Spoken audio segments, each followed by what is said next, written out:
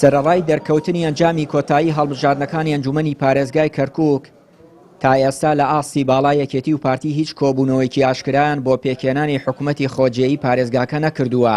بە گوێرەی زانیاریەکانی ڕۆژنامەی عەرەبی لەندەنی پارتی هەوڵی ئاوتکردنی یەکێتی دەدات و بەبێ یەکێتی کە لە ڕووی ژمارەی کورسیەوە یەکەمی سەر ئاستی کەرکووکە دەیەوێ لەگەڵ عەرەب و تورکمان حکوومەت پێک بێنێ، بەڵام بەرپرسی لە قیسەی پارتیە و دەنگۆیانە ڕەدەکاتەوە و دەڵێت هیچ ڕێککەوتنێک لە ئارادا نییە و پارتی نیازی ئاوتکردنی هیچ هێزێکی نییە لە کەرکووک.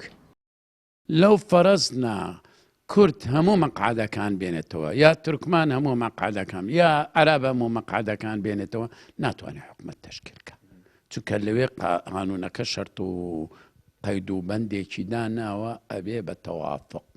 کەواتە تۆ یعنی بەپێی ئەم یاسایی هەڵبژاردنی ئەم جارە و ناتوانی هیچ لەو پێکاتانە پەراوێزقی یا هیچ لەو پێکاتانە نێنیتە ناو یاریەکەوە، کەواتە تەحالف چیەکەی؟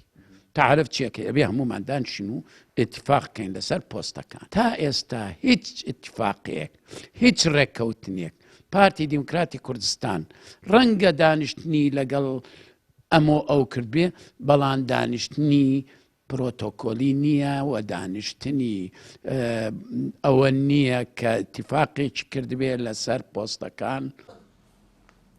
لەلایەکی دیکەوە یەکێتی دەڵێت لەگەڵ پێکهێنانی حکوومەتێکی خۆجێیی بنکە فراوانن بە جۆرێک سەرجەم پێکهاتەکان بە پێی ڕێژەی کورسیەکانیان لە ئیدارەی داهاتووی کەرکووک بەشدار بن.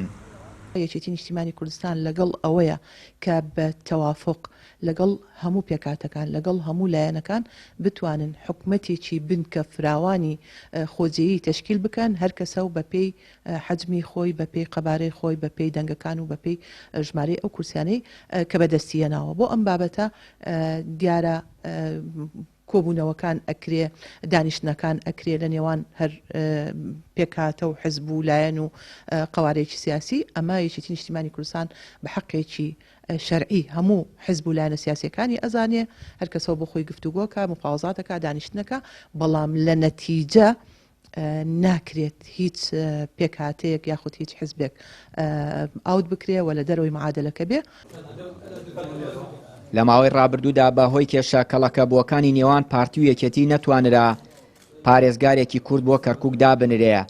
ئێستاش دوای ئەوەی کورد براوەی هەڵبژاردن بووە، مەترسی ئەوە هەیە بەهۆی ناکۆکیەکانی نێوان ئەو دوو حزبە جارێکی دیکە و پۆسە لە دەست کورد دەربچێت.